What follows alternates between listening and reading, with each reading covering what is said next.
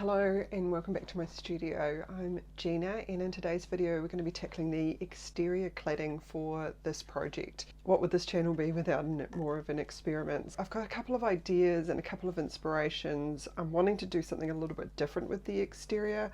I'm wanting to kind of bring through more of an industrial vibe to the exterior, where the interior's got more of a high street kind of vibe to it, albeit whatever era that ends up being in. But I wanted to do something just a little bit different with the exterior, so I'm wanting to bring through a little bit more of a, dare I say, sort of post-apocalyptic. I'm not too sure quite how that's going to kind of meld into it. The details will come through as I progress through it. I know it's a little bit crazy, but anyway, let's get started.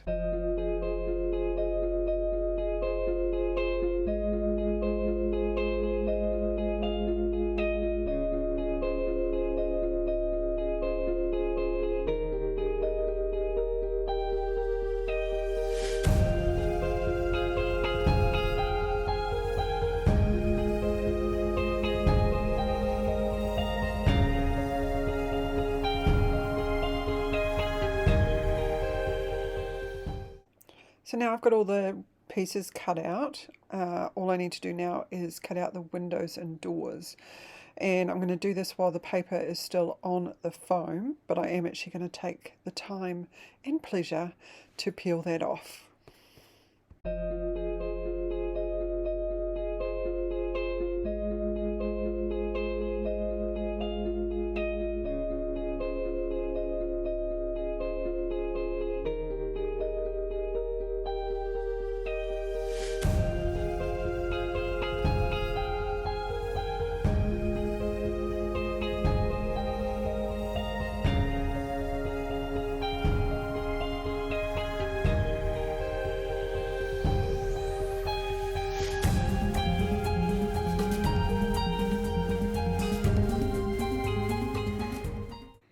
Let me take you through the process that I took to create the walls, just in a little bit more detail, which you can actually see here. So first of all, I started by marking out where the brick and the plaster would sort of start and end, and just drew that out with my mechanical pencil. And once I was happy with roughly where everything needed to be, then I went in and marked out where all the brickwork needs to be. And I just went in with this little sharp tool and just indented into the foam where all those bricks are going to be. So to begin the painting process, I start with a layer of Mod Podge and black paint. This is dual purpose by creating the shadows for the grout lines as well as sealing up the foam.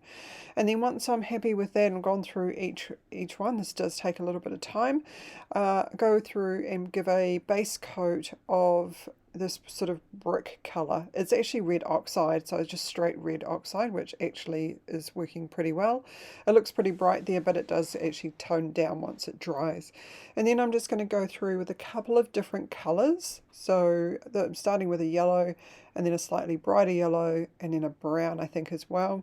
And I'm just picking out some individual bricks just to add a little bit more texture and a bit more highlight before I go in and give it a wash all over the brickwork. So this is just dulls it down a little bit and brings the whole color scheme together. And then once I'm happy with that, I'm going to go back over with a light dry brush, and this is a sort of a very light tan color, just to try and bring out some highlights in the brick. Once that's done, then I'm just going to seal up the rest of the foam. What I did was a couple of test pieces before I applied the plaster, and I found that by putting a base of Mod Podge first actually meant that the plaster stuck to the foam board really well. The plaster didn't really want to stick very well to the foam board, just straight foam board, so that's why I've gone through and done that. And for this step, all I'm doing is just putting a nice light coat over the top and making sure that I get over the edges of where the bricks are so there's not a sharp line. And then once I've gone through and done all of those, I give it a really quick light sand and then come back in with a second coat, which is a much lighter coat of the plaster, and this gives it another layer of texture over the project.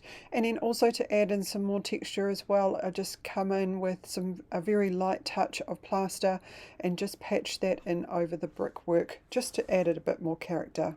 Okay, so I just wanted to take a wee moment just to pause here and just talk through a little bit of my thought process, because I kind of had a bit of a plan for this far, and from here on in it is going to literally be the experiment part. So I haven't done the plaster work before, but I've certainly done the brickwork in a couple of projects which you would have seen. Well, if you haven't seen, check them out. These are still just loose at the moment, and the plaster is just raw, so I need to work out how to finish that, but before I do that I want to finish all of the plaster work. So for these wooden pillars I'm thinking of just plastering straight over them. I would have loved to have done some brickwork or something like that into them, but being solid wood, I probably could get a Dremel out, I could probably do all that sort of stuff, but just for the ease of the project I'm just going to plaster straight over them. And I'm going to do the same for the foundation as well, which is made of sort of particle board, so it doesn't actually have a very good edge. And then also I need to add on the roof detail. So what I'm wanting to do is just take a little bit of foam core board. I've just glued a couple of strips together so it's got a little bit of substance to it. And I'm just wanting to put this around the edge, so it's not a lot of detail for the top. So a little bit of this coming over the edge, and then just adding in this pieces of foam. And I think it's just going to look better if that's plastered as well. So there's a bit of plastering left to do before I kind of get on to painting and weathering and sealing and all that kind of fun stuff. I'm really pleased with how this has turned out so far. The brick probably isn't as red as what I was hoping, but that's okay. Hopefully I don't have to change halfway through. All right, let's keep going. To finish off the exterior, I'm adding foam board to the particle board base to add a little bit more bulk and dimension, and also to the roof. So this is the roof with the foam board that is going to create the border and a little bit more dimension to it. And then I'm just going to start plastering or finishing off the plaster around the beams, around the foundation, and then also around the top of the roof there.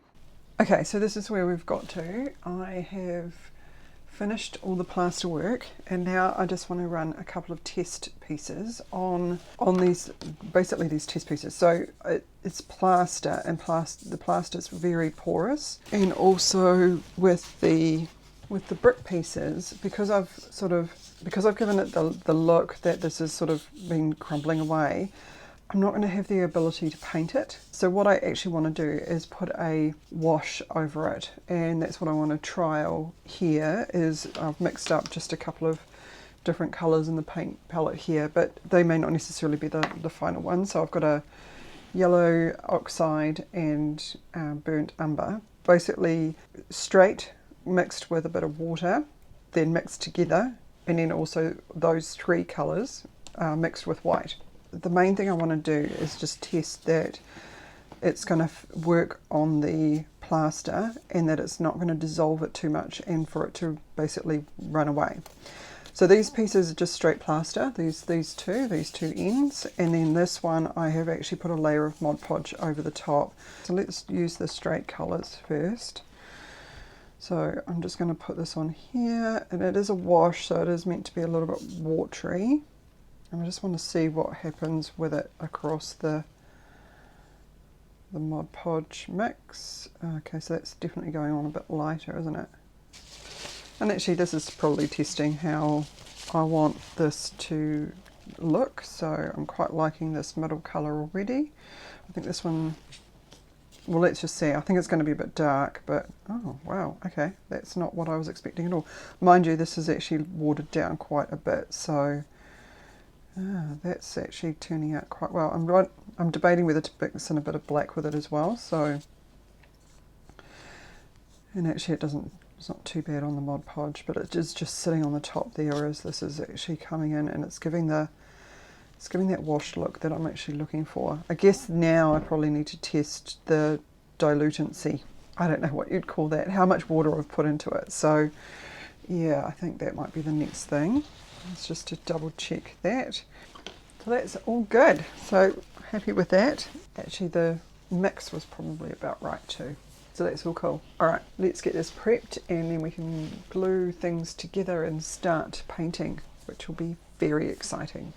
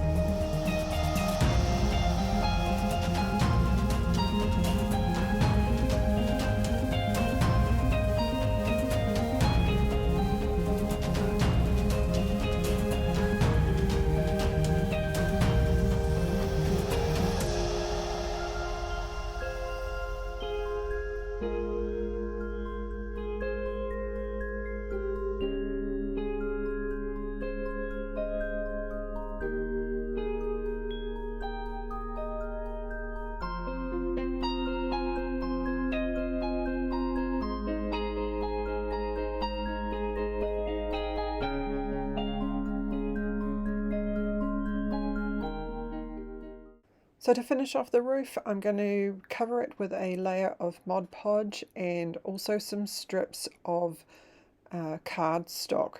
I was just going to use cardstock for the entire roof, but then I have come up with another idea. Sorry about my head in the way. And I'm actually going to use a mix of dirt and tiny stones that I got from outside, as well as some tile grout. So that's the little mixture there. And so I'm just going to sprinkle that on, although now I've realised that I actually need to put some glue down first. There we go, there I realise. So I'm just going to put some PVA down first and then just sort of spread that around. It's just to kind of hold the mixture into place to begin with, and then I'm going to go back over with a spray of a mix of PVA and water. It's going to be quite a wet mix, so that's the reason why I've put the layer of Mod Podge down as well as the stock, and that just creates a nice waterproof layer for the very wet mix to try and seal up the roof layer. So with the tile grout in it and the water and PVA mixed, it actually, once it dries, it's really quite hard and quite strong. So I'm really pleased about that, but I was a little bit worried whether it was going to warp, especially with the MDF, even though I'd put the Mod Podge layer in there as well. But no, it stayed up pretty flat and pretty straight, so I was really stoked with how it's turned out, and this was actually a really easy little process to go through. So there we go, it's all done, and it's actually turned out a lot better than what I was expecting. There were a few things that I changed along the way, like the roof, for example. So I had an idea in my head to do, well, first of all, I had an idea to do cork roofed, and then when I put that into place, I knew that it was wrong. So I decided to remove that and then go in a slightly different direction, and then it ended up with an even different direction again. But I'm really stoked with how it's turned out. It's just added this extra layer of texture on there. Just before I show you the final result, if you like this video, hit that thumbs up button. Consider hitting subscribe if you haven't done so already, and if you are subscribed to my channel, thank you very much. I really appreciate your support and pushing me into areas where I wouldn't normally go. And the reason for that is I want to create something that's valuable and that people can take some things away from it. So that is an absolute must for me. And if that means learning different techniques and ways of doing things, then I'm actually all for it. So yeah, I've added a couple of videos at the end that I think that you might like. And also, if you do like this video and you know somebody else who might like it, please share it. I would really appreciate that as well. So without further ado, let's check out the final result, and until next time, I will see you then. Bye.